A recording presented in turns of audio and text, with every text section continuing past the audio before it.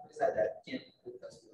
Llegué para un ratito, me senté como 15 minutos y ahí me echó un poco suave. Pues estaba re mal, ¿no? Estaba re mal.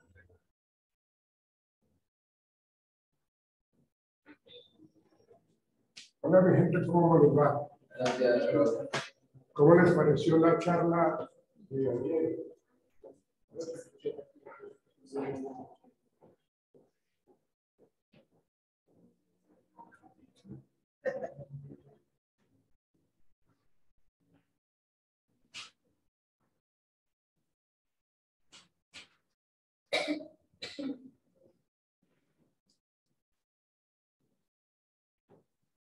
Bueno, ahora sí. ¿Cómo les pareció? Bien, profe. Sí. Es un tema que yo lo hacía en la introducción que realmente no ha dejado de existir, ¿no? El tema es algo muy repetitivo. De hecho, ahora que habrá últimos, se ha incrementado el número de denuncias sobre ese tipo de comportamientos, de agresión, de delitos sexuales, de violencia sexual. La cuestión como de pronto se hablaba de ejemplo que daba el profesor de cómo se puede identificar un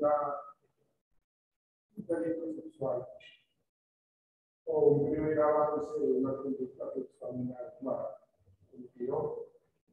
¿Recuerdan ustedes cuando se habló del piropo? Obviamente hay piropos de piropo, ¿no? Piropos de pronto, así como se dicen, se dicen a las chicas, ¿no? O sea, wow, un piropo bonito, un piropo decente, respetuoso. Y pienso que por eso no hay problema. Cuando hay caballerosidad por parte del hombre hacia la mujer, el problema. Creo que la chica, la señorita, la mujer vaya a denunciarlo porque bien dicha esta cosa. El problema es cuando no voy a hacer, creo que eso debería ser muy que apunta mucho al deseo sexual, que apunta mucho hacia la grosería, hacia el respeto hacia la mujer. Ahí sí la sacamos corriendo, ¿no? La sacamos corriendo porque estamos faltando la respeto. Pero se supone que cuando se empieza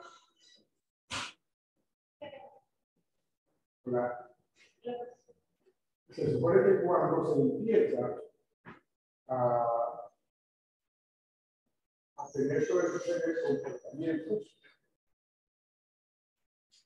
la mujer es la que decide qué va a pasar con esa situación, con ese momento. Lo otro también es de que nuestra cultura machista, nuestra cultura colombiana, nuestra cultura latina, hace que muchas veces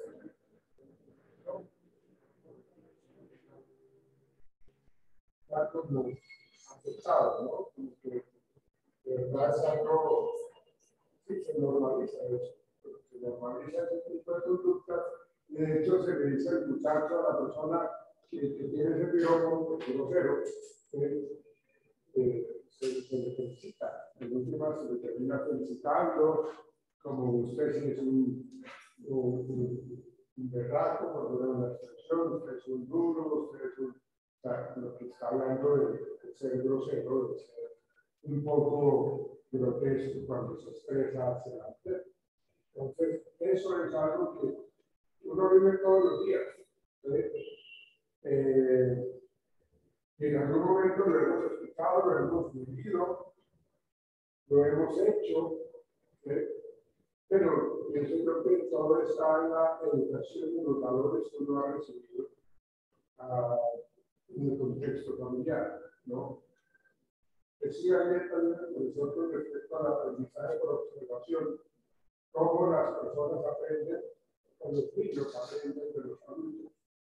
Los hijos, y el tío es bien entregado, el tío es bien mujeriego, el tío es bien atrevido, siempre quiere hacer su santa voluntad, entonces eso lo aprenden los pequeños. Si mi tío le va bien, si mi tío hace esto y recibe en cierta manera un refuerzo, una felicitación de su vida, pues eso está bien. Entonces el niño empieza a comportarse de esa manera y empieza a ver a la mujer como esa persona puede ser, al cual se le puede ofender, al cual se le puede maltratar, y violentar sus derechos.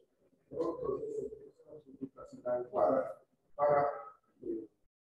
para ellos. Y la mujer va a depender de cómo ellas actúan. ¿No? Se dice que cuando estadísticas hablan de todos estos tocamientos en Transmilenio, todo este tema, que es un espacio en donde la gente está supremamente cercana el uno al otro, pues por la misma multitud, por el mismo hacinamiento que hay dentro del bus o dentro del CID, que no solamente del Transmilenio, sino del transporte público. Entonces, he escuchado historias de señoritas, de mujeres que viven en ese momento y pueden pasar dos cosas: buscar el silencio por pena a que se arme un lío ahí en el bus, se da pena, ¿sí? Entonces se quedan calladas por lo que se corren y ya, pues se quedan calladas. Y realmente eso es complejo, porque eso pues, significa la aceptación a ese tipo de conducta. Pero igual eso también, pues yo digo que si vamos tocando ese tema, o sea, también tiene que, digamos, uno como sociedad, a pesar de que, digamos, sucede eso dentro del Transmilenio, hay gente que se da cuenta, no hace nada. Sí, entonces, digamos que lo mismo, si, digamos, si uno sabe cómo el lineamiento de eso, de nada sirve, digamos, como intervenir si a la final, digamos, la sociedad le da. sí, y eso se habla precisamente de cómo las personas ven que está pasando eso y no dicen nada, sabiendo que eso es un delito, sabiendo que eso es inadecuado. Pero hay mujeres que no se quedan calladas.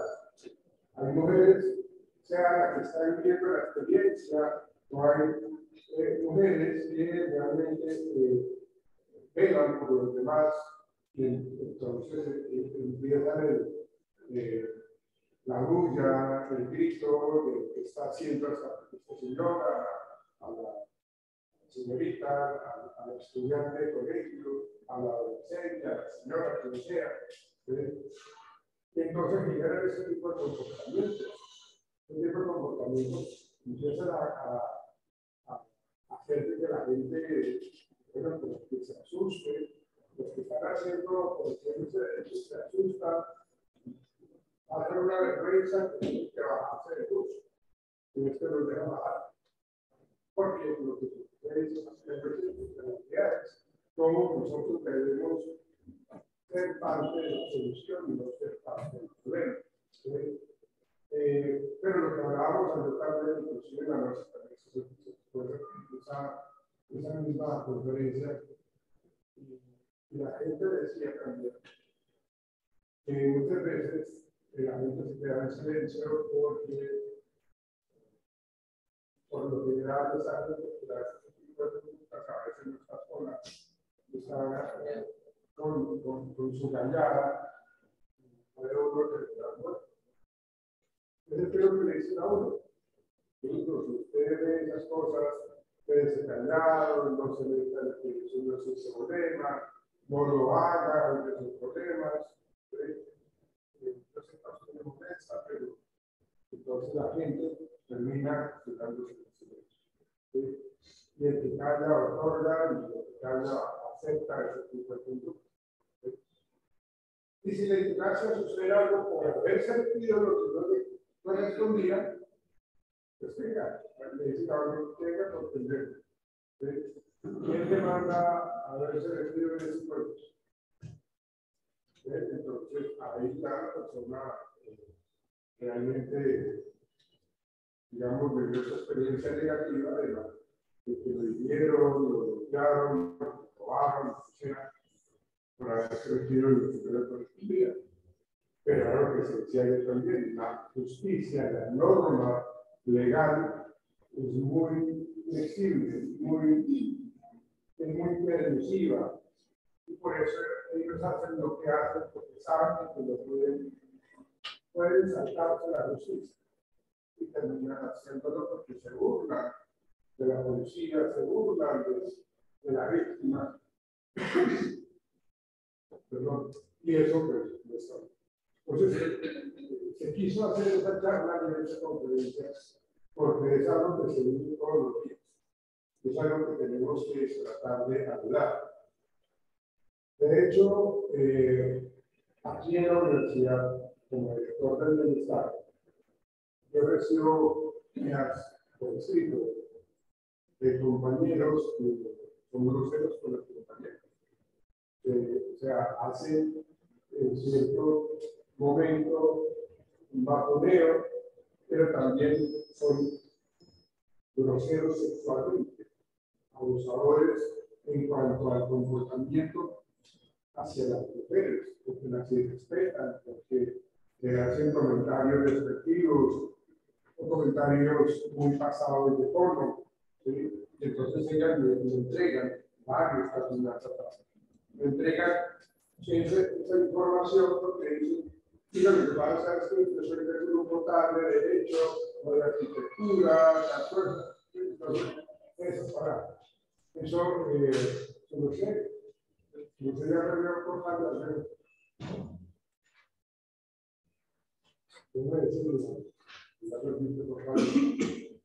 ¿No tenía tres? ¿No tenía? Ya tiene más. ¿Cuatro? Entonces, eso hace que cuando hablamos nosotros de esta situación, de que en la misma universidad se presenten esas conductas, en donde les llegan por escrito todos los comportamientos negativos que tienen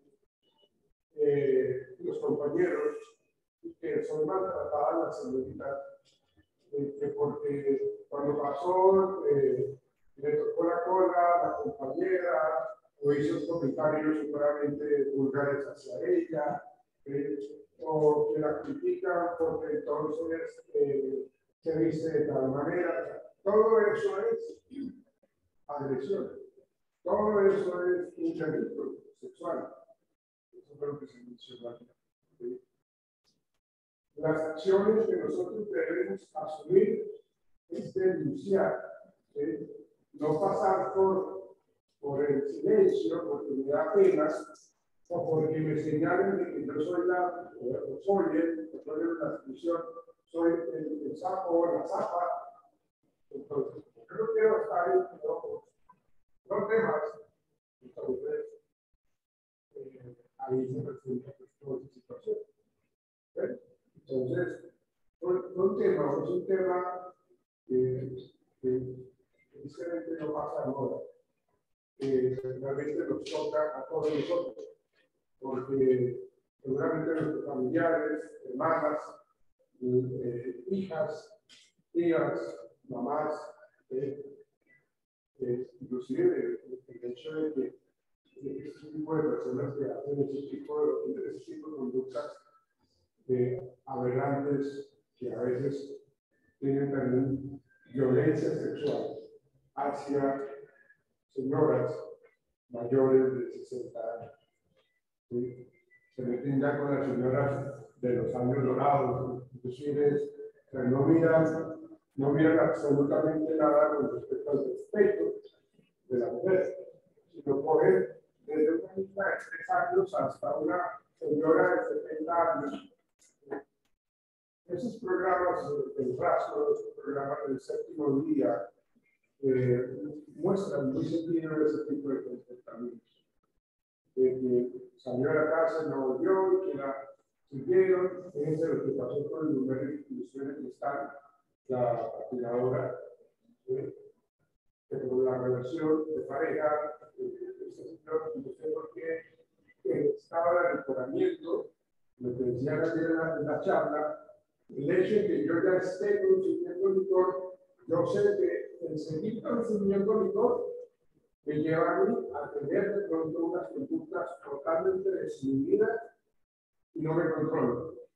Usted cuando uno ya dice, yo como la madre viene por haber tomado esos tragos, lo que dice, cuando uno tiene algunos detalles que uno no se acuerda, es porque ya tiene esa condición de alcoholismo.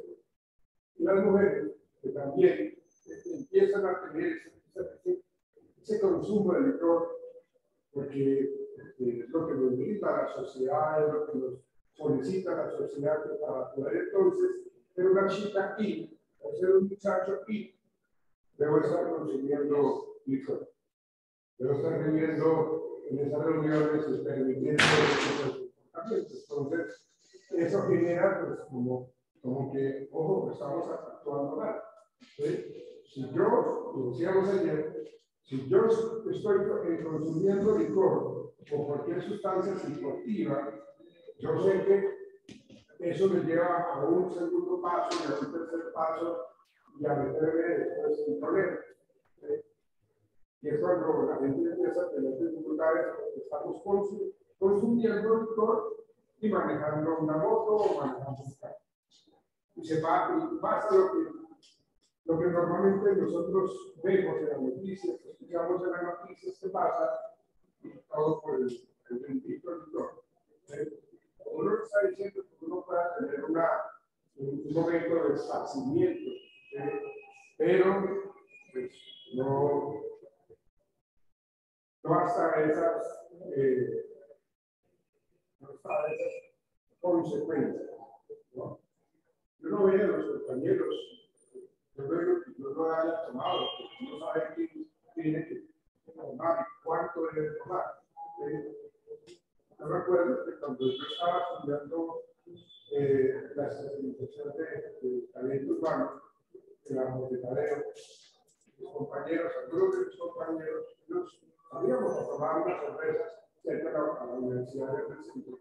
Y resulta de que mientras yo me tomaba una cerveza, y yo era como la tercera o la cuarta, yo me decía, ¿cómo se hace? Ellos toman ya la cerveza como si fuera agua. Y la consumen de una manera muy rápida. ¿No? Y uno sabe hasta dónde. Uno no quiere ser como el chivo expiatorio, no quiere como vaciarse, porque dice, y hacer el ridículo, ¿sí? Porque se trasboca, o porque se cae al piso, o porque se queda dormido, y todo el mundo empieza a hacer fiestas con uno cuando se queda dormido. ¿Sí? Entonces, todas esas cosas, pues, sí, son aceptadas socialmente, pero la verdad es complicado. Entonces, es un grupo de situaciones sociales, cultura social, en donde nos dice a nosotros que estamos en un mundo supremamente exigente, demandante, que a veces nos lleva a tener dificultades. ¿Sí? Y que cada uno de nosotros somos la primera persona que puede responder cuando ve algún tipo de delito. ¿Sí? Pero obviamente hay que hacerlo con mucha prudencia, con mucho cuidado, para no meterse en un problema. Porque aquí como la justicia es como tan blandengue o como tan injusta, resulta que yo agarro el delincuente y el delincuente se cayó y se fracturó la pierna, entonces a mí me da mal. Porque yo fui el que le generé eso, sancionar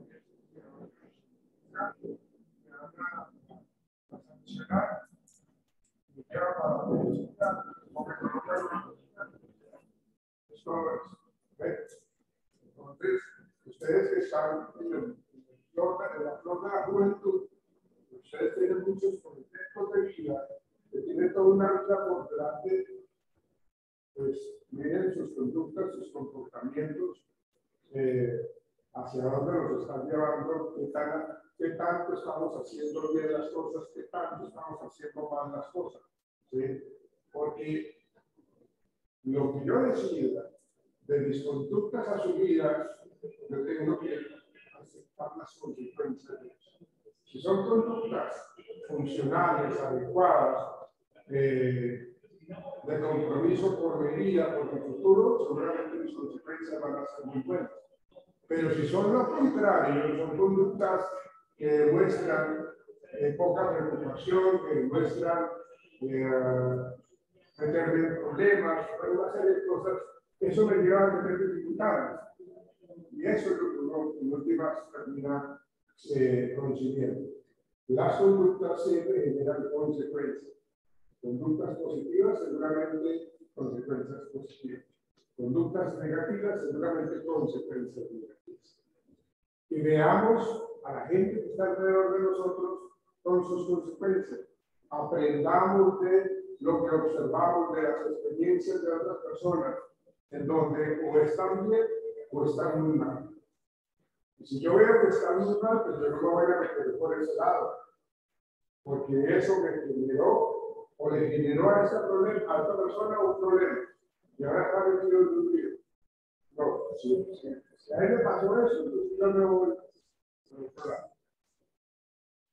Eso era yo como comentar de acuerdo a lo que se vivió ayer en esta charla, que se vivió que ustedes asistieran para conocer de ese tema, para saber un poco de eso, y que ustedes están ahí inmersos en la sociedad.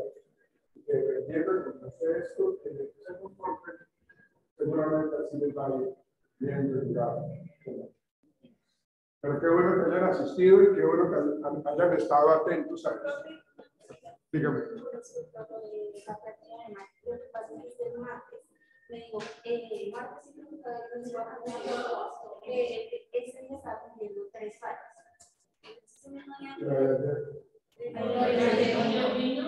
tenía la asistencia del día de ayer y el clima estuvo conmigo. Estás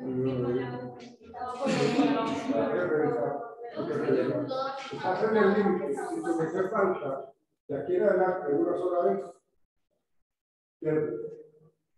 Claro, muchachos. Porque ya saben el borde del límite. Ok, listo. Si tu merced, se lo digo aquí delante de todos, que tu merced falta un solo día, pierde la asignatura. Porque el reglamento estudiantil está claramente en la materia, a nivel modular se pierde con 4 partes. Y son por incapacidad con 5 partes. ¿Sí? ¿Listo, muchachos? ¿Cómo es tu nombre? ¿Es claro para ti, Marco? Ok. ¿Tienen alguna pregunta con respecto al tema que se dio ayer? ¿Algún comentario que quieran hacer?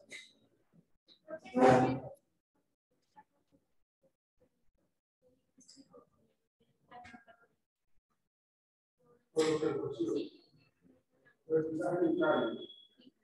Aprendizaje vital. Uno dice, lo está reflexionando, que uno aprende de los éxitos y los errores de los demás. Si yo veo a Santiago, yo soy una persona que está observando a Santiago, Santiago quiere conquistar a una chica y entonces él compra una rosa y hace una tarjetita o una próxima y se le entrega. Y yo veo que la chica le gustó ese detalle, le fue respetuoso. Yo aprendo de lo que él hizo. ¿Por qué? Porque la consecuencia que tuvo el comportamiento de él fue bueno. Porque la chica la tiene en las manos porque realmente la conquistó por el tipo de comportamiento. Yo aprendí de los éxitos y fracasos de la otra persona. En este caso, para Santiago fue algo de éxito, entonces yo no lo voy a replicar en ese mismo momento, pero yo guardo en mi memoria lo que hizo Santiago. Y lo voy a hacer después. Lo voy a replicar muy similar a lo que hizo. Y espero que entonces la chica que lo quiera conquistar la conquista, por lo que es. Porque fue respetuoso, adecuado, pues lo aprendí. Y ese es el aprendizaje del camino. Aprendo por observar a la persona y las consecuencias que tenga en ese momento. Pero si Santiago hizo totalmente lo contrario, en donde él lo que hizo fue ser grosero, quería conquistarla de una chica, pero entonces en vez de ser respetuoso, fue grosero, quiso abrazarla, quiso darle un beso, la zarandeó, se burló de ella, un montón de cosas. Y la chica esta se volvió y le preguntó qué cachetada. Esa es la consecuencia de Jesús. Yo aprendí que por ese comportamiento Santiago tuvo un fracaso. No tuvo éxito, tuvo un fracaso. Y eso generó que la chica le diera su golpe. Y lo mandara para el carajo. Entonces yo también observé eso y lo voy a guardar en mi memoria para no volver a cometer la misma conducta que tuvo él. Porque no le funcionó. Eso es el aprendizaje vicario. Y yo aprendo de los éxitos y de los errores que tienen los demás. Es el aprendizaje vicario que lo habla Albert Bandura, un psicólogo cognitivo. Bien. Bueno, muchachos, mañana nosotros tenemos parcial. Lo vamos a hacer virtual. ¿Sí? ¿Qué vamos a hacer nosotros? Les voy a pedir el favor de que lean ustedes este artículo.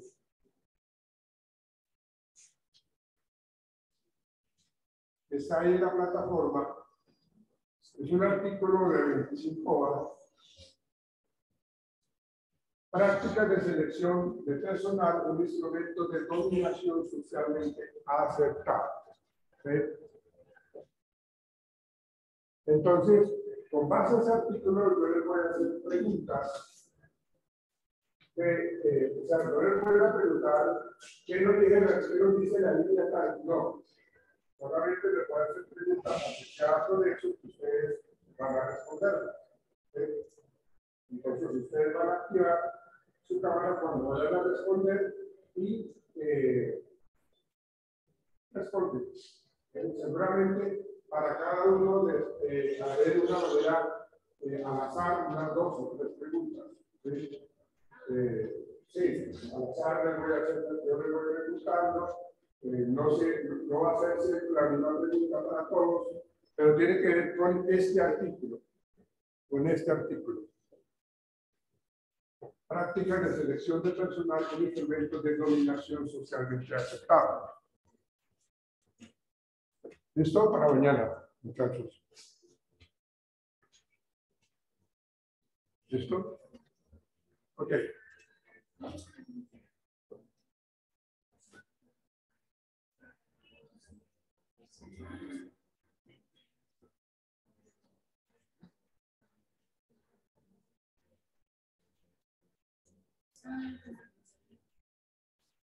Bueno, y nos queda un examen. ¿Qué es lo que vamos a hacer nosotros para, a partir de la siguiente semana? La semana, estamos a qué fecha? El lunes. Hoy estamos a 10, 13, 14. Vamos a trabajar unas pruebas psicológicas que las vamos, yo les había dicho, que las vamos a auto-aplicárnosla, la vamos a autocalificar y las vamos a interpretar. ¿Sí?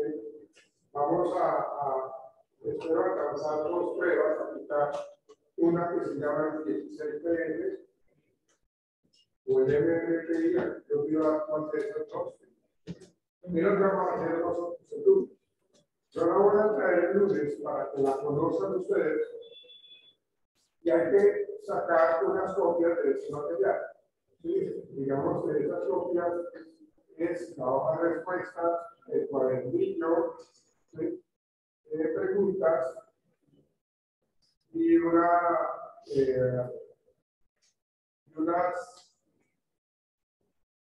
unas tablas de conversión de datos para sacar los resultados. Yo creería que eso podemos hablar de ya estamos unos 10 pesos por año. ¿Sí?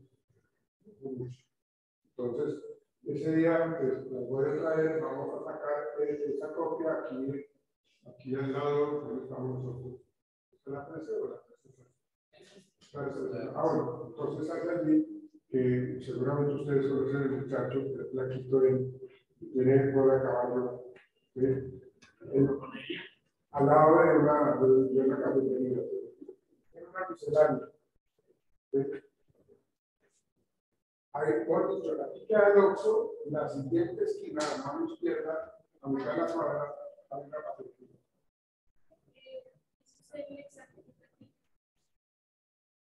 Eso hace parte, cuando ya iba a de acuerdo a lo que ustedes todos trabajen, porque tienen que hacerlo de una manera individual, y el examen sería hacer el informe de esas dos pruebas. ¿Sí? Eso sería el examen.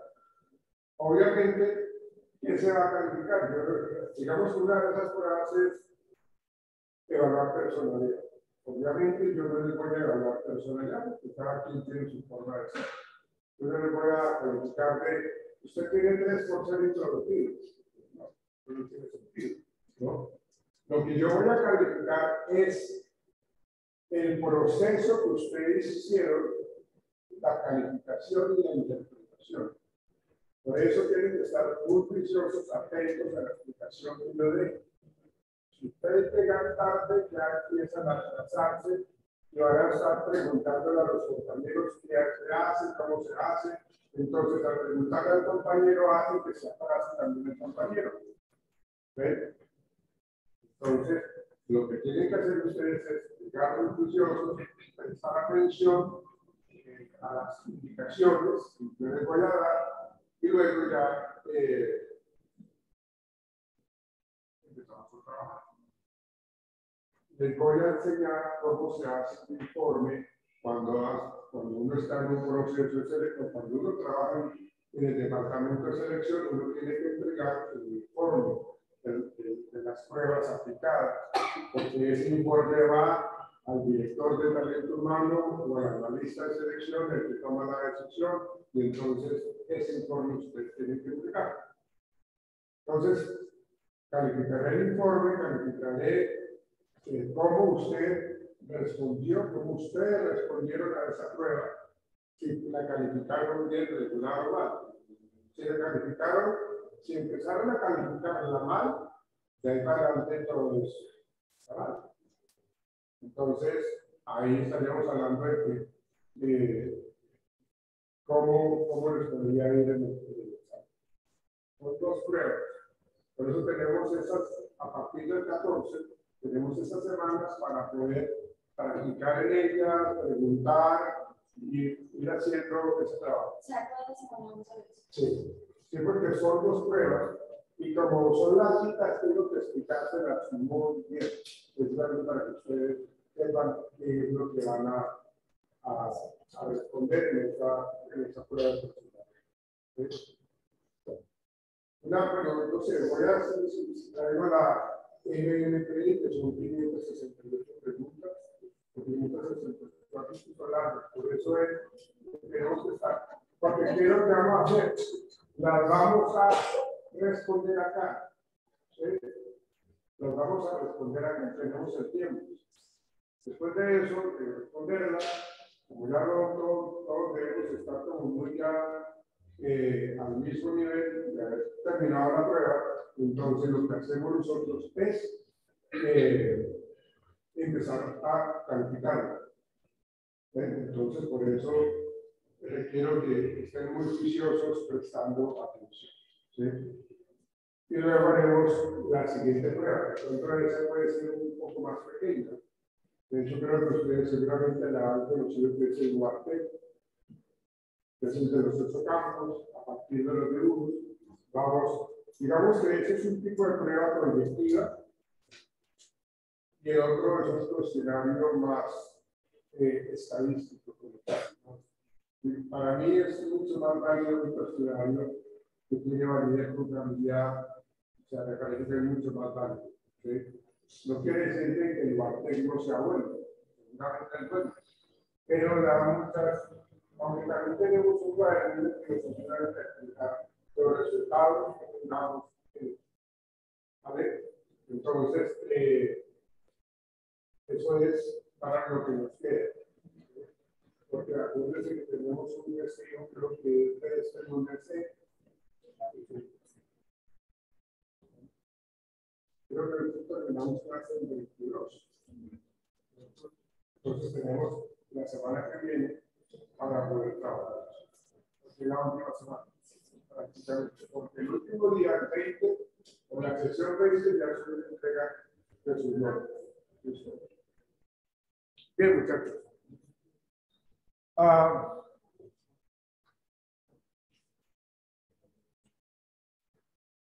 Ahora miremos lo que tenemos que ver hoy.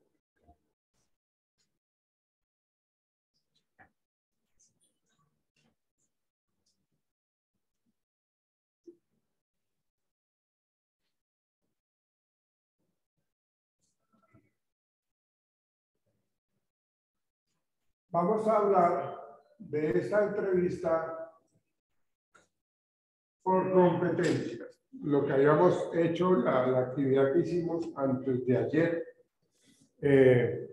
tuvo una, digamos, un matiz de competencias, ¿no? Porque estábamos mirando qué hacía la persona o qué nos puede ofrecer. Ahora lo que vamos a mirar acá, permítanme yo, trato de ampliar esto.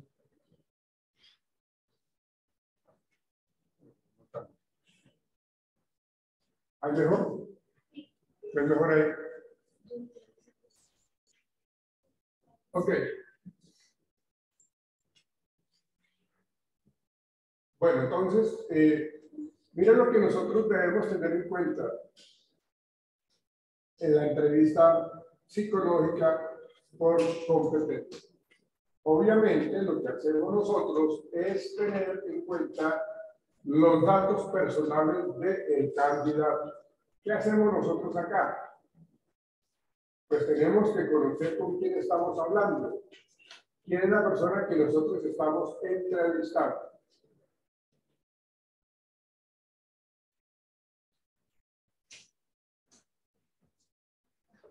Entonces, mire todo lo que colocamos. Si estamos hablando de una persona que ya tiene, que digo yo, 27 años, ¿por qué creen ustedes que es importante colocar esta información? Personas a cargo y tipo de familia. ¿Por qué creen ustedes? Sí, ok. Estamos hablando de una persona, de hecho, una persona de 20 años ya tiene hijos. Posiblemente es algo que puede ocurrir en las personas que, estando demasiado jóvenes, ya tienen una familia. Es decir, ya tienen uno o dos hijos, ¿no? No es que sea camisa de fuerza. Bien.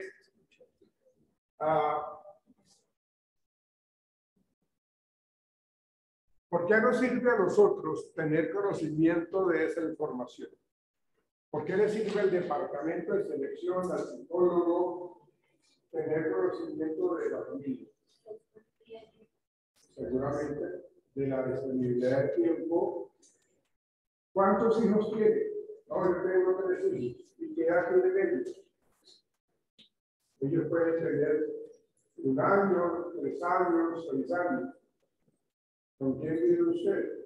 Ah, yo vivo con mi mamá, mi esposa. Ah, ok. ¿Qué edad tienen sus hijos?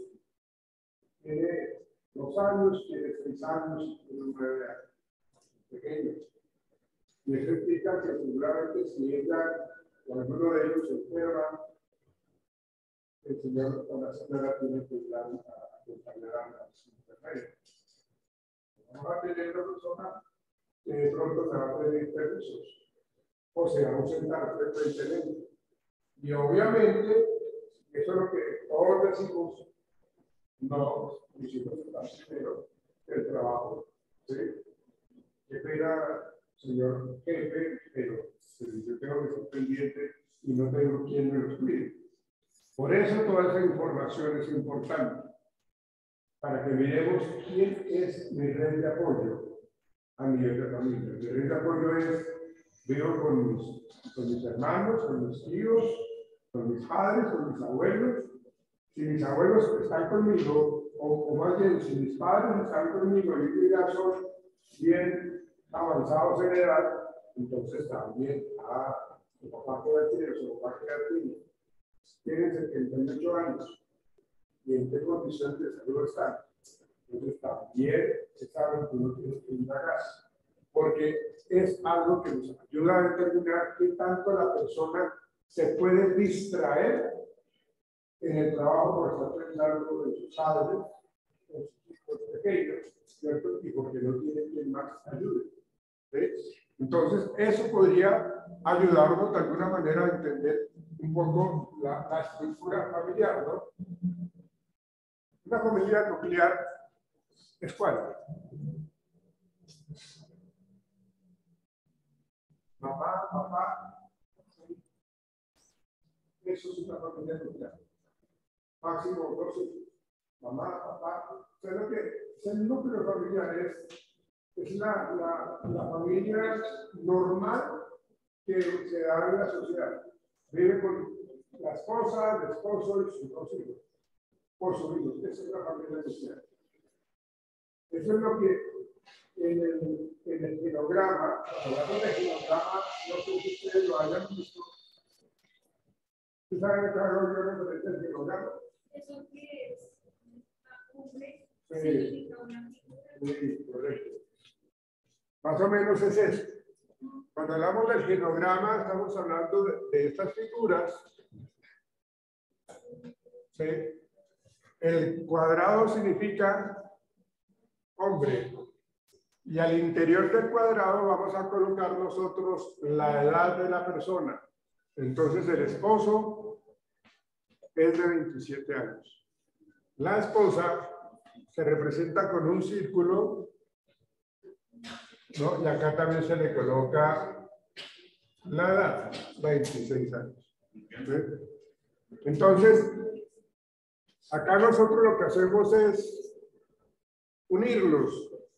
Cuando la línea está punteada, continua, quiere decir que es una pareja estable, que están viviendo su vida marital, de pareja, o sea, no están separados. ¿Sí? Cuando está de esta manera,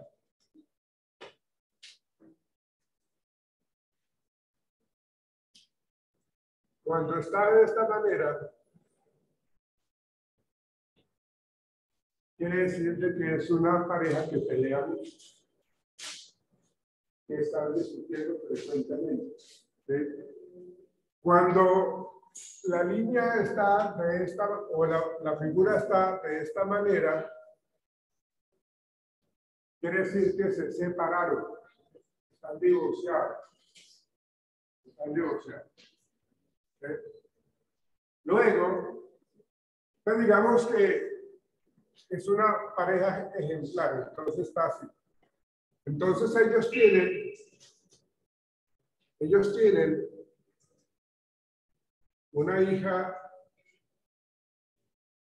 un hijo y otro hijo. Entonces, aquí estamos hablando de que ellos tienen 3 hijos. 3 hijos. ¿Cuántos varones? 2. Y una hija, ¿no? ¿Sabemos la edad? Pues coloquémosla.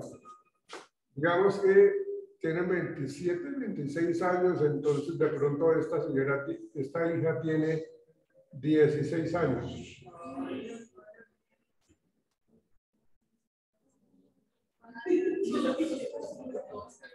¿Cuántos años tenía la mamá cuando nació ella? 10 años. Ok, entonces ¿sirve? No.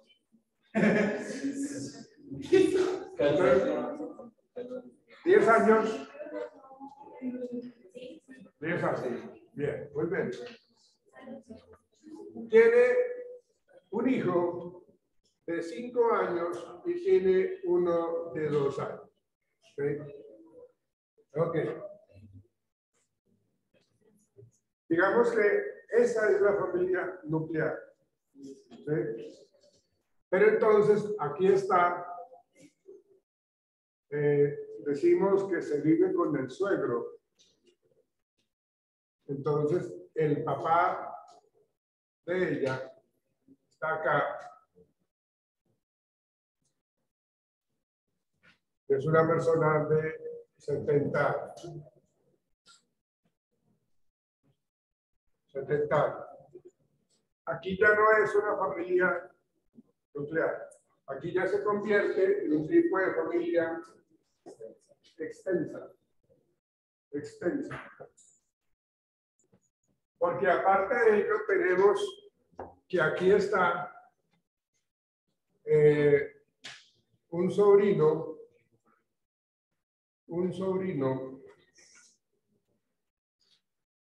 que tiene, que digo yo, 20 años. Entonces, aquí ya estamos hablando de que es una familia extensa, que ya es una persona, o es un grupo de personas que ya tienen que mirar cómo es la convivencia. Acá podemos estar diciendo de que la relación del señor con el sobrino es totalmente negativa, pelean mucho. La comunicación es supremamente negativa. Entonces, todo esto es importante conocerlo cuando hablamos de la entrevista, precisamente para poder saber qué está viviendo nuestro candidato, cómo está viviendo nuestro candidato. Entonces, ahí tenemos ese genograma. Ese es el genograma. Bueno, cuando hablamos de una familia recompuesta, ¿qué quiere decir? ¿Qué creen ustedes? Recompuesta.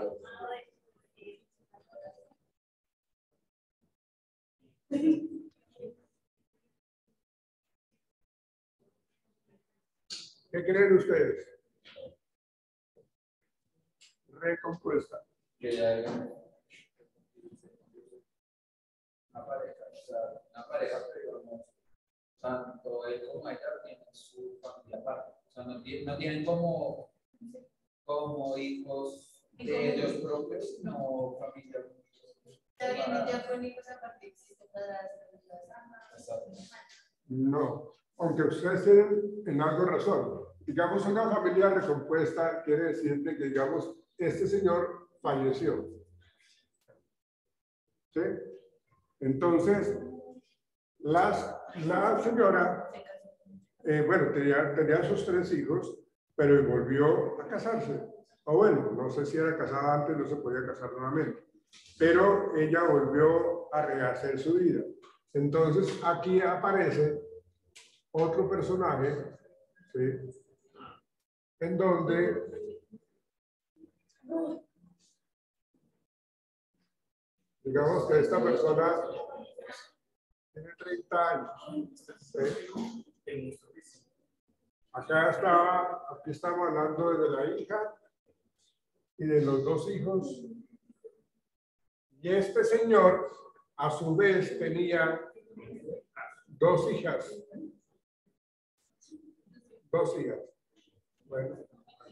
Entonces, cuando se fueron a vivir ellos, entonces se conformó una nueva familia recompuesta por ellos, por él,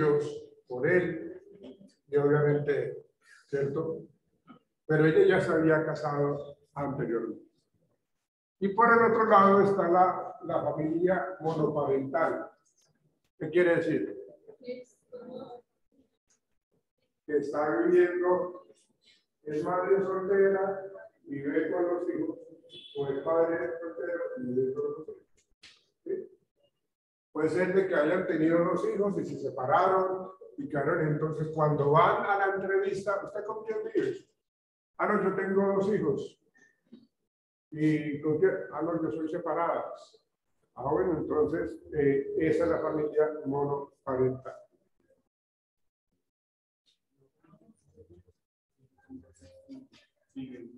Entonces todo eso nos termina diciendo muchísimo de cómo podría estarnos afectando laboralmente nuestro candidato.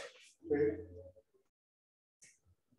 Cuando la familia es universal, pues también extensa, es cuando se vive, como les decía yo, con los tíos, tías, primos, toda esta gente, ¿no? Por eso se colocan acá otros tiempos. ¿Sí? Y hay que colocar entonces el nombre de cada uno de los integrantes de esa familia. Es importantísimo conocerlo. Importante conocer eso. ¿Qué tipo de escolaridad tiene? De hecho, aquí hay algo que se debería agregar y es como si tiene algún tipo de discapacidad alguno de estos familiares. ¿Sí? Si tiene algún tipo de discapacidad. Pero digamos, en ese familiar, porque digamos, en el caso de la madre, porque le piden la escolaridad, ¿para qué necesitas saber la escolaridad? Eso depende mucho del cargo, ¿no? El cargo que va a ocupar. ¿Sí? Si es una señora para servicios generales, entonces por lo menos debe tener un bachillerato o la primaria, dependiendo de la empresa. ¿Sí? ¿Qué tanto necesitamos que ella sepa? Que sepa escribir, que sepa leer, que sepa hacer su barra de televisión. Necesitamos el grado de escolaridad. ¿Sí? Pero obviamente si yo estoy apuntando a un cargo gerencial, pues digamos la escolaridad o la formación académica nos estaría diciendo por acá el título profesional. Si acá estamos diciendo que tiene un doctorado, pues obviamente tuvo su primaria y bachillerato, ¿no? Porque ya pasó por eso. La escolaridad se pregunta sobre todo qué cargo va a ocupar. Pero, o sea, la pregunta que estaba haciendo Santiago es, si yo soy la que estoy apuntando para cargo, ¿por qué necesitan saber cuál es el nivel de escolaridad de mi mamá? De mi mamá. Sí, de mi mamá. Sí, porque uno sí, pues, listo. Pues porque yo tengo que mirar cómo está estructurada esa familia y qué tipo de cultura y educación puede llegar a tener. O sea, es cuestión de saber si esa persona en una situación difícil en la vida ha logrado surgir. ¿Qué tanto la persona ha logrado surgir? O por el contrario, son personas que todos los familiares son únicamente bachilleres. Bueno, entonces, esa persona que está presentándose al cargo es también qué tipo de profesión tiene, qué tipo de escolaridad tiene. Entonces, es para mirar un poco cómo ha sido el interés que tienen las personas para sacar adelante sus proyectos de vida, ¿no? No sé si te respondí la pregunta. Bueno, bueno, acá. Y aquí empezamos nosotros a mirar cómo nosotros vamos a calificar la entrevista por competencias. ¿Sí? La entrevista por competencias está diseñada para determinar las tareas que la persona ha cumplido, las conductas que la persona ha empleado para enfrentar a un trabajo, para enfrentar una situación, un problema, para tomar una decisión, para ayudar a otra persona, para aprender algo más. O sea, es exactamente lo que les decía yo la vez pasada, las conductas que se llevan a la acción. Lo que yo digo, lo que yo llevo a la acción. Entonces, acá lo que se plantea, es que, vamos a mirar un poquitito más. Miren, aquí vamos a mirar lo siguiente. Para realizar la aplicación del instrumento de selección se tienen en cuenta los siguientes parámetros. El siempre, casi siempre, algunas veces, casi nunca o nunca. Este es el famoso o la famosa escala Likert, ¿sí? Que va de un extremo al otro. Es la famosa escala Likert o las preguntas tipo Likert, ¿sí? Son estas. Siempre, casi siempre, algunas veces, casi nunca o nunca. Hay otras que colocan totalmente de acuerdo, parcialmente de acuerdo, neutral, parcialmente en desacuerdo y totalmente en desacuerdo. Ese es otro ejemplo de una escala Likert, de unas preguntas tipo Likert, ¿sí? Entonces siempre habla de que la persona que supera ampliamente los niveles y posee la competencia a un nivel muy alto. La siguiente sería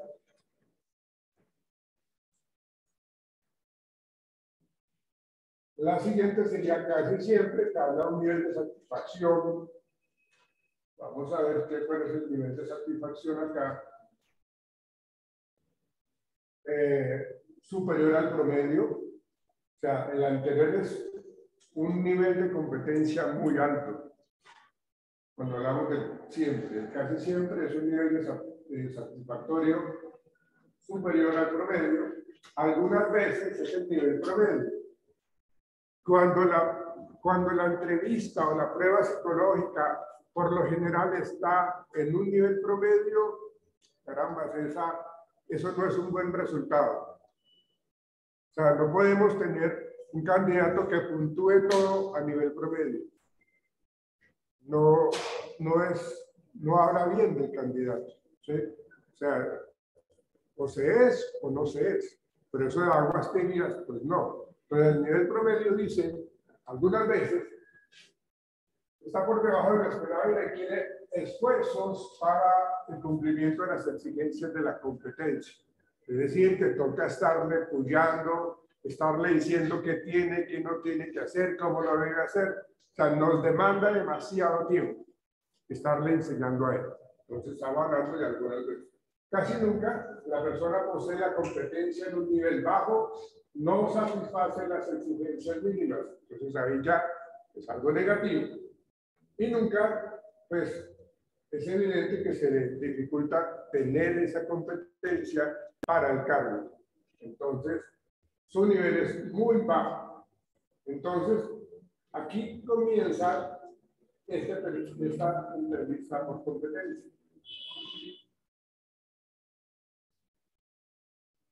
Y acá lo que hacemos nosotros es evaluar responsabilidad. Vamos a evaluar responsabilidad. ¿Quiere leer, Santiago, lo que dice responsabilidad, por favor? Cuénteme cuál ha sido la experiencia más gratificante en donde usted haya llevado a cabo las funciones, deberes y compromisos inherentes al cargo, asumiendo las consecuencias que derivan del mismo con dedicación y atención.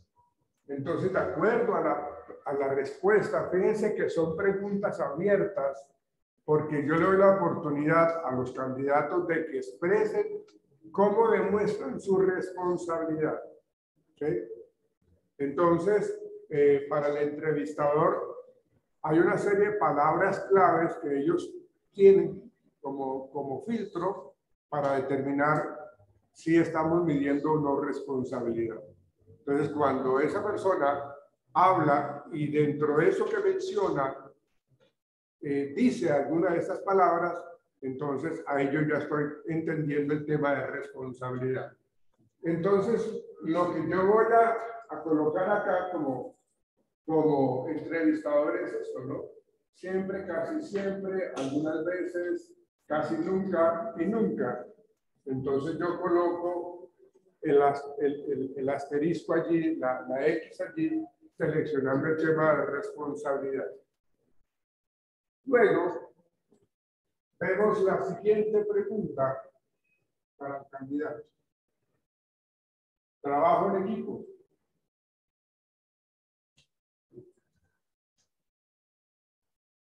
Acá.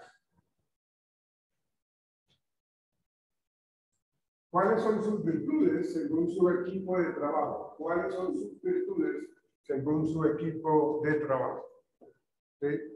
Entonces, ¿qué entendemos nosotros por virtudes? ¿Qué es una virtud?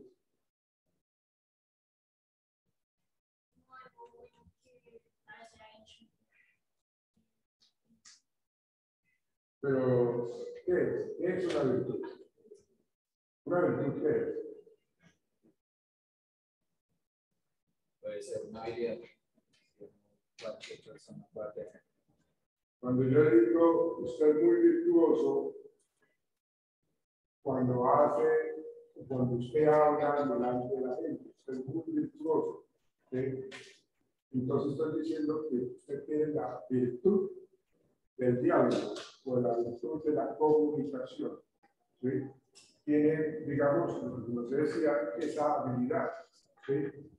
Pero es una virtud, ¿no? Es una virtud, es algo agradable y funcional para la persona. ¿Sí? Le ayuda muchísimo. Entonces, aquí estamos mirando, siempre, casi siempre, algunas veces, casi nunca y nunca. Entonces, aquí siempre estamos esperando que la persona nos responda con honestidad. Por eso, las pruebas psicológicas y la entrevista van de la mano. Porque acá me dice una cosa y resulta que cuando yo evalúo trabajo en equipo, en la prueba psicológica por escrita, sale que el hombre no le gusta trabajar en equipo. Entonces, ¿cómo es que acá me dice la prueba que es muy válida, que a la persona no le gusta trabajar en equipo y acá dice que sí? Entonces yo tengo que hacer preguntas adicionales o tener en cuenta a ese candidato para ver si continúa o no en el proceso. Bueno, miremos esta otra.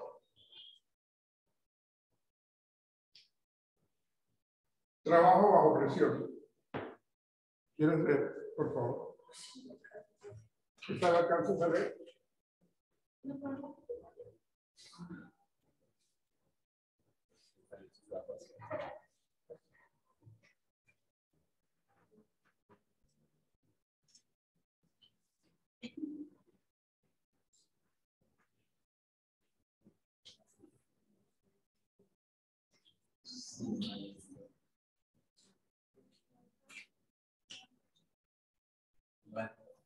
Vale.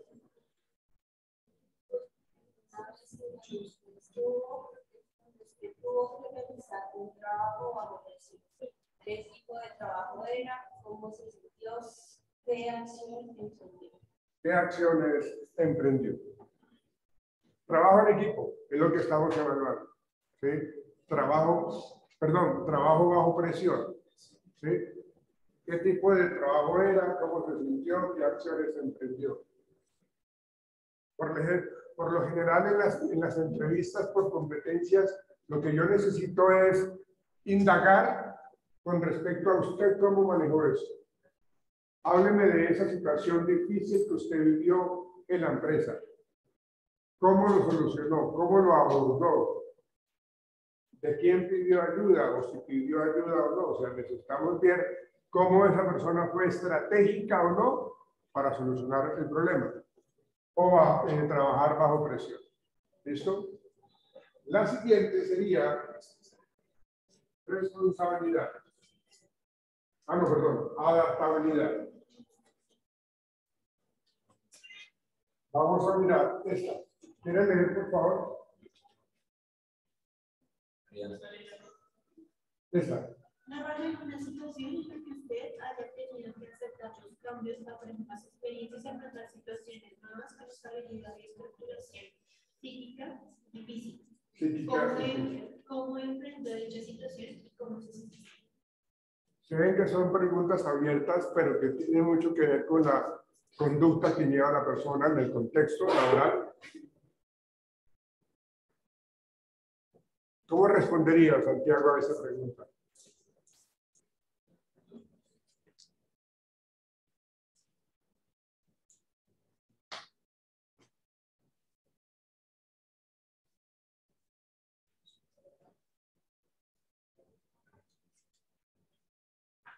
Algunas. Digamos que, bueno, ahí como pregunta, la palabra clave ahí sería cómo lo enfrenté de una manera negativa, digamos, en la empresa, dependiendo de la experiencia que haya tenido pasada, pudiera ser una experiencia, bueno, cómo enfrenté la situación de forma negativa. Ahí no dice por qué, ¿cierto? O sea, ahí solo dice cómo enfrentó dicha situación. Entonces sería de una forma negativa y cómo me sentí mal, porque al fin de cuentas fueron cambios negativos que se hizo frente a ese cambio de, por llamarlo así, ese cambio jerárquico que hubo en la compañía. Entonces no fue una experiencia agradable. ¿Pero se adaptó? No. No se adaptó. Ok. Bueno, está siendo muy honesto usted, ¿no? Está siendo honesto. Sí, claro. Porque está diciendo, venga, para mí los cambios son como difíciles de adaptarme, ¿no? Digamos, hay cambios que uno, o sea, pues le cuesta, pero al fin de cuentas Lo asume. le termina uno pues Adaptándose. afrontando, pero Sí, pues hay cambios. sí. Ok. Porque dice, fíjate que aquí hay el signo de interrogación, entonces, aceptó los cambios, ¿sí? Aprendió de esos cambios, afrontó esas situaciones, ¿sí? Eso le generó estabilidad física o psíquica. Entonces ahí nos están preguntando, o sea, aquí le está preguntando y aquí también le están preguntando. ¿Cómo lo afrontó? ¿Si se adaptó o no? Bueno, su merced lo puede decir, ¿no? De hecho está siendo honesto, está diciendo, no, la verdad, sí viví una situación muy compleja, pero no me adapté a ella, ¿sí? Entonces, habría que mirar dónde ubico yo esa respuesta según lo que se me dice. Bueno, la siguiente pregunta o el siguiente ítem que vamos a evaluar es autocontrol.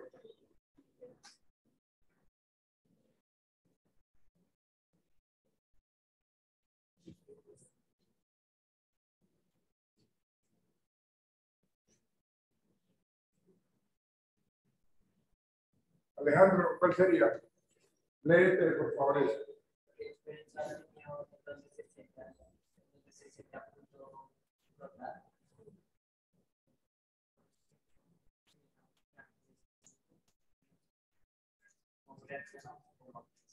¿Cómo se siente cuando considera que algo es injusto? ¿Cómo reacciona y cómo actúa? ¿Qué experiencias ha tenido en donde se sienta a punto de explotar? ¿Esto está hablando con adaptabilidad?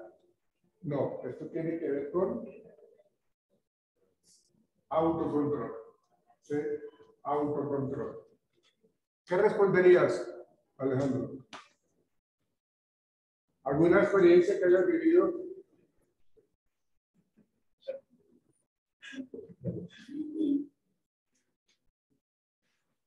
Aunque toda su vida ha sido dolorosa, ¿no?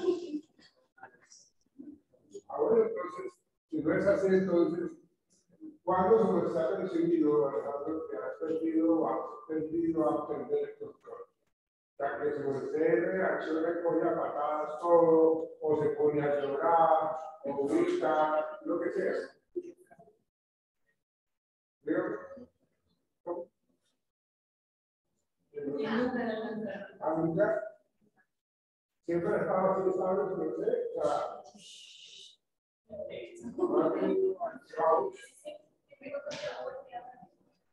¿cómo?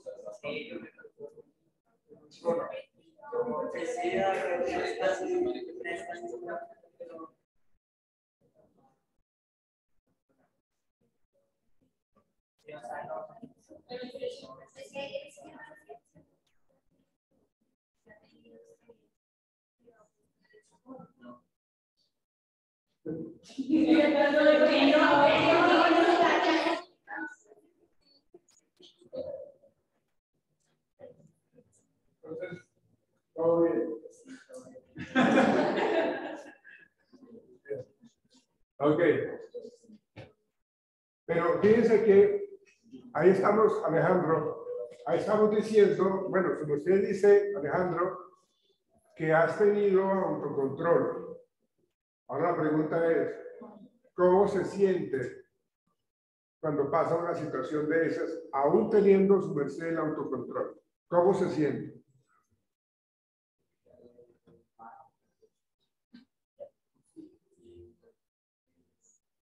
¿Y por qué sabes que es, o sea, por qué sabes que eso es malo? Si te sientes mal.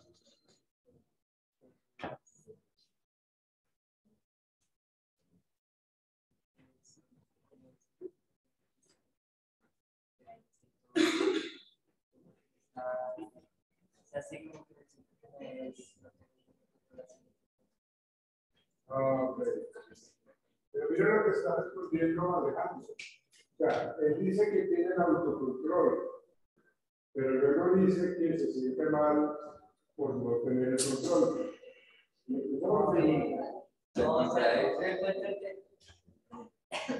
O sea, en una situación injusta, ¿no? O sea, como que no hay, no está ahí. Es que no sé cómo decir. O sea, no hay control de, ¿cómo se dice? No. El control de la situación. Sí. Pero ambas son importantes. El autocontrol es de las emociones, recuerda una situación injusta. Yo no puedo manejar la situación, simplemente se presentó así. Entonces, ¿cuál es normalmente la respuesta que yo podría tener? Me enojo, me quedo callado, ¿qué hago? Y eso no es bueno. Eso no es porque eso, lo que se nos hace Alejandro es guardar ansiedad, cargarse de atención, ¿sí? Y eso le hace daño a su merced para su salud. ¿Sí? Por eso el hecho de que uno tenga la oportunidad de, cuando se nos dice que yo tengo autocontrol, no es cierto. O sea, déjeme decirle, hombre, que lo que se nos hace es que está guardando ansiedad porque no considera que no tiene o las herramientas o no tiene el derecho de defenderse. Pero yo quiero verdad. Pero, ¿se acuerdan que yo les hablaba del tipo de personalidad pasiva? ¿Sí? Si la persona lo que hace es sentirse mal consigo mismo, yo creo que va a estar pasando con su deseo, ¿verdad? ¿Sí? Porque reacciona de una manera pasiva, pero en su interior, ¿cómo se está sintiendo? ¿Sí? Bien. Entonces, ojo con eso.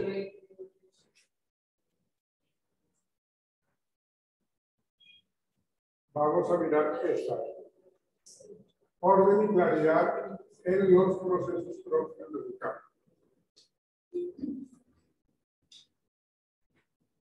Luisa.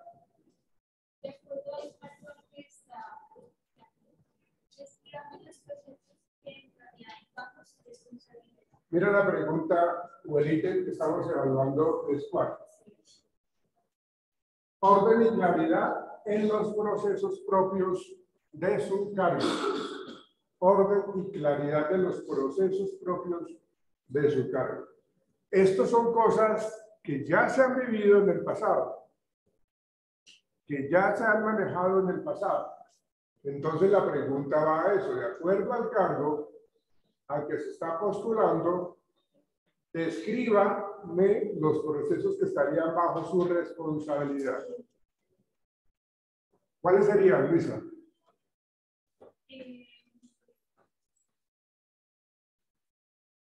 Bueno, pues ahí habla sobre responsabilidad que uno debe manejar. Es como buena comunicación, en cualquier área, comunicación con sus compañeros y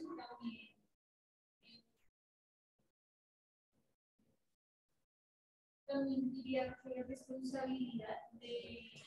Pero acuérdate, los procesos son los procesos que tú llevas en el cargo, los procesos. Si tú tienes que solicitar un tóner para la impresora, por decir algo, ¿sí? ¿Cuáles son los procesos que se tienen que llevar a cabo para dar resolución a eso? Son los procesos del cambio. Si tú tienes que hacer unos análisis contables, ¿cuáles serían esos procesos? Si tienes que hacer unos procesos disciplinarios, ¿cómo sería el proceso? O sea, lo que tienes bajo su responsabilidad. Un proceso disciplinario es conocer bien la situación. Claro, o sea, ¿qué sería lo primero, lo segundo, hasta llegar al final? Conocer la situación en caso tal ya la que digo, conocer la situación de hizo, por ejemplo, estaba en estado de estrés. Sí. Sí. Yo creo que también se quería hablar con las personas afectadas que estuvieron involucradas en eso de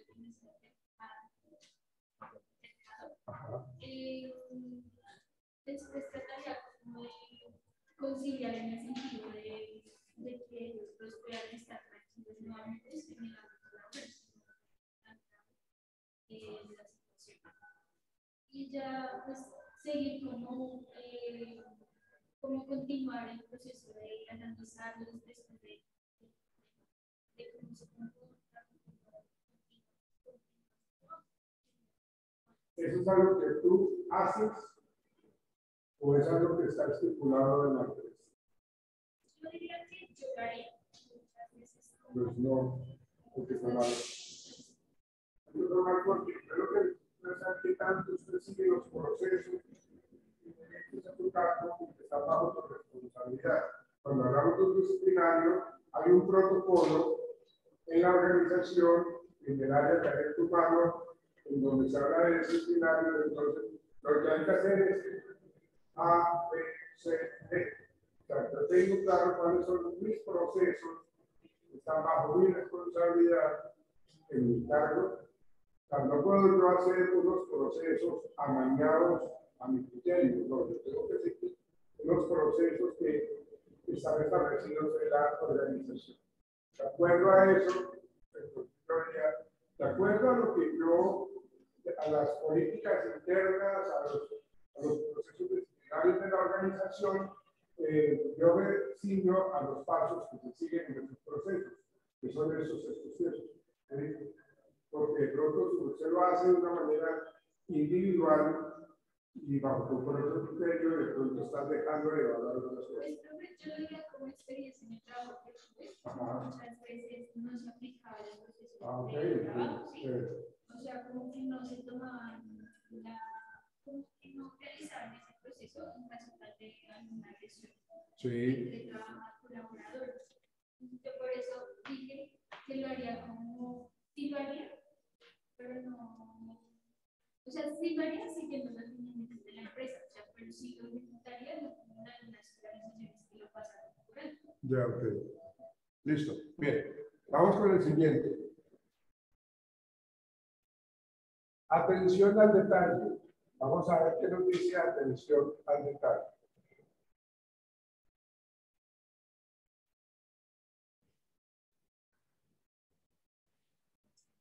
Mariana, ¿es tu nombre? ¿Tú?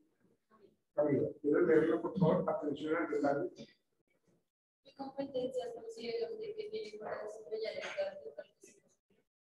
¿De qué manera usted puede referir que es una persona que está atenta a cada uno de los detalles de su quehacer laboral en el día a día? En el día a día. ¿Qué respondes? Pues desde lo que yo estoy desempeñando, Sí. las competencias que más tengo, digamos, es que aprendí a ser muy buena líder. Ojo, atención al detalle. Atención al detalle. Lo que estás diciendo es, bueno, tú hablas de que eres una muy buena líder. De acuerdo a esa característica que tú mencionas, ¿cómo me demuestras que tú estás atenta a los detalles en tu actividad diaria laboralmente? Porque todos los días tengo que llegar al trabajo, tengo que bajar, tengo que revisar que los chicos estén muy informados, Okay. que no tengan pues, nada independiente del uniforme, que los chicos estén rapeados porque no permite que tengan barba, que tengan cabello largo. Tengo que estar pendiente, pues obviamente las canciones, tengo que estar pendiente de los temas para pagar las nóminas. ¿Qué más tengo que estar pendiente? Tengo que estar pendiente de toda la área porque tengo que también mirar, digamos, ayer fue sanidad y por unas cosas que no habían ahí, entonces casi cierran el local, entonces tengo que estar pendiente de todo eso, llamar al obrero, que venga, que forme toda la estructura. Todo eso lo tienes que manejar. O sea, hay algunas personas que están apoyando de eso. Solamente tú eres la que toma las decisiones de eso. Por eso es que es muy complicado. Cuando se nos habla de la calidad de los sectores que se trabajan. En restaurantes, yo trabajo para la compañía de muchas cosas. Ya, ¿y por qué es importante regalarla para eso? Porque nosotros allá, digamos, en el hotel, en el que ya se maneja mucho corriente. Entonces, pues, lo voy a tener para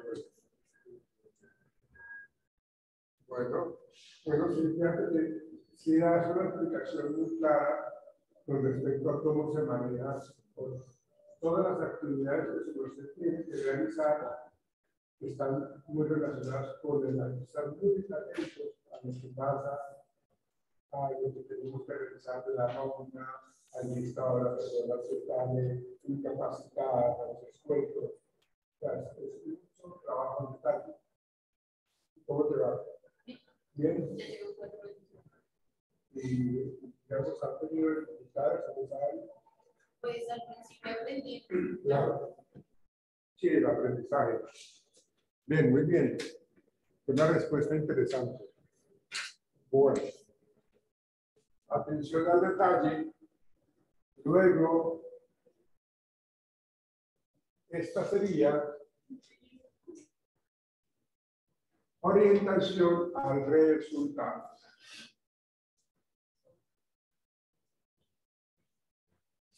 Vamos a mirar orientación al resultado.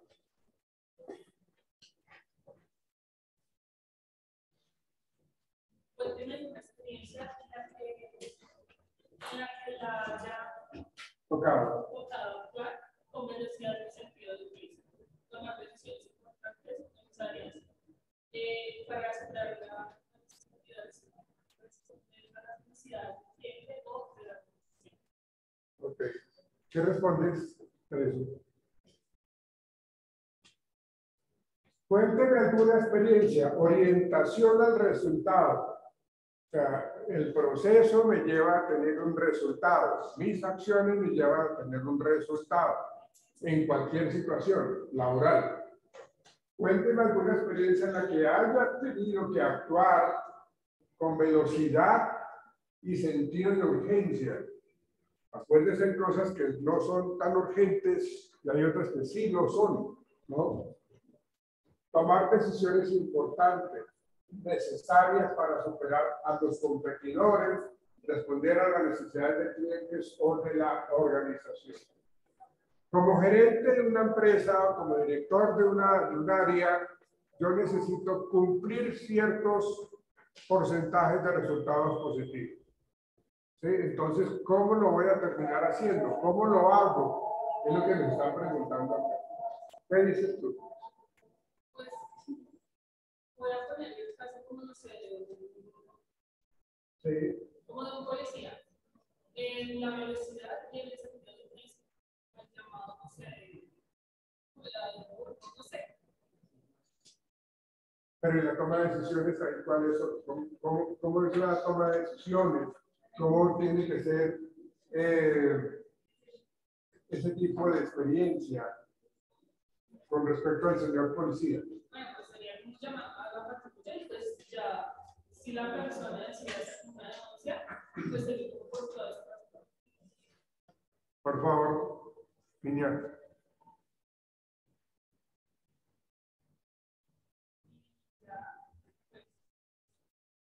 ¿Cuál sería, si hablamos de los señores policías, de los señores agentes de policía, cuál sería el procedimiento que le dicta la normatividad cuando hay algún ladrón o algo así por el estilo?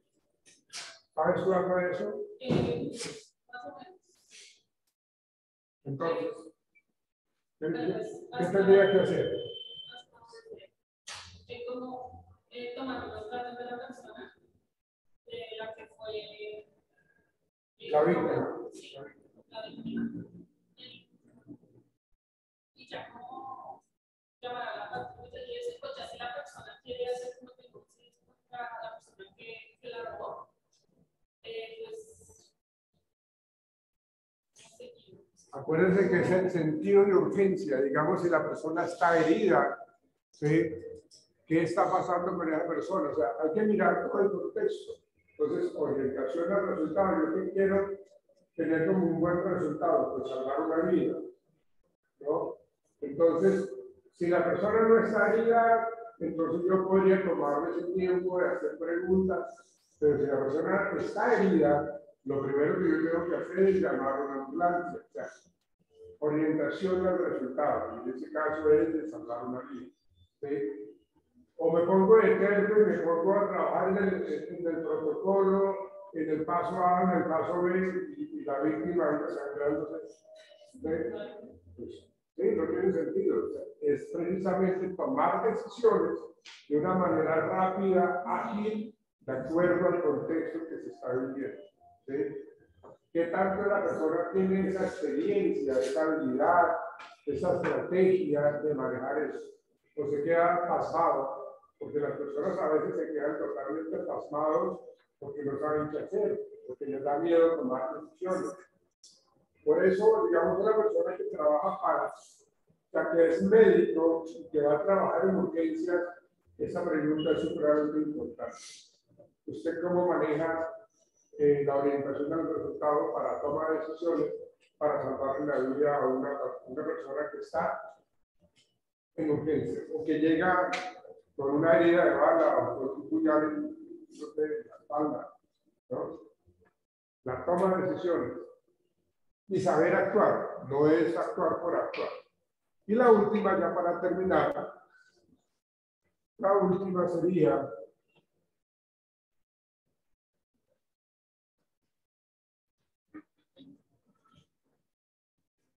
calidad de servicio. Calidad de servicio. Súbese. Tú. Calidad de servicio. Déjenme, por favor, eso. Una anécdota respetuosa, amable, haya tenido que esforzarse por solucionar una situación relacionada con su quehacer laboral. Bueno, ¿qué respondes?